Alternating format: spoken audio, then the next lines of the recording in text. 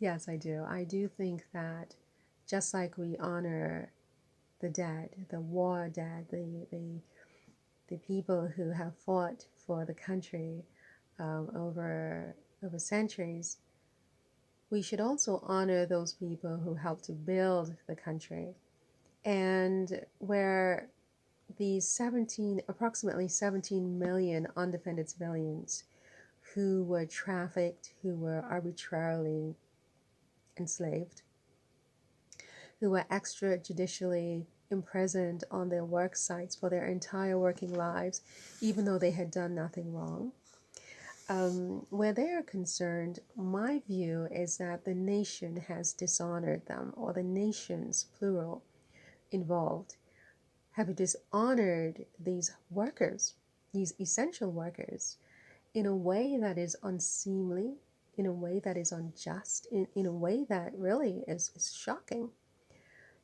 The idea that after all of this time, there hasn't been a single leader in any of these countries that have stood up to say that what was done to these millions of undefended civilian workers turned forced workers or enslaved people, that it was wrong and that it's regretful and that there is some remorse and some accountability and responsibility that these countries and leaders would like to show. The idea that not one has done that to this day, to me, is shocking.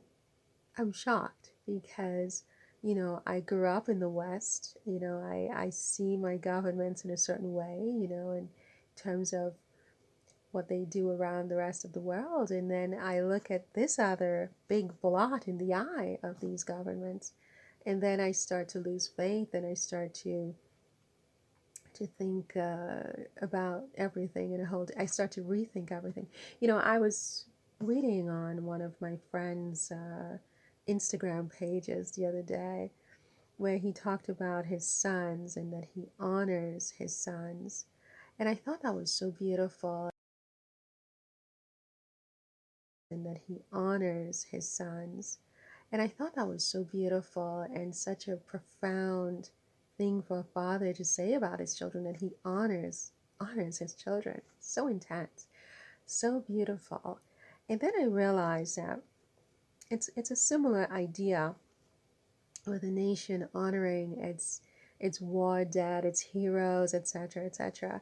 And then I realized that where these 17 million undefended civilians are concerned, who were so unjustly deprived of all of their rights, even though they had done nothing wrong, they hadn't attacked anybody, they hadn't polluted, they didn't owe money, they didn't drop a bomb on a harbor, nothing at all. Where they're concerned, it's total and complete dishonor, not just for them, but even for their surviving relatives to this day, in terms of how they are still being treated to a large extent in society. And I think that just like a father honors his children, a nation should honor its sons and daughters. And if there are some among us who have been disrespected or made to suffer indignities unjustly or in any way dishonored, and that the nation is in a position to correct that, to correct the record, to show remorse, to genuinely apologize and to restitute and repair the families of these sons and daughters that were so unjustly treated. I think that the nation has a duty and obligation to do that, just like a father has a duty and obligation to honor his children, and I guess the children honor their fathers and mothers as well. I think that these very powerful countries that were involved in this conspiracy against the rights of so many human beings for such a long time, much longer than the relatives of these human beings have been free, quote unquote, free. 150 years of freedom, 244 years of unlawful bondage. I mean, you do the mathematics. It's pretty frightening. It's frightening. And the fact that children are still being taught to this day that these undefended civilians were owned by, you know, the people who aggressed, violated, abused them is shocking. It's like a coronavirus. It's just crazy that these governments are allowing something like this to continue, knowing the truth, having penned these illustrious conventions about human rights.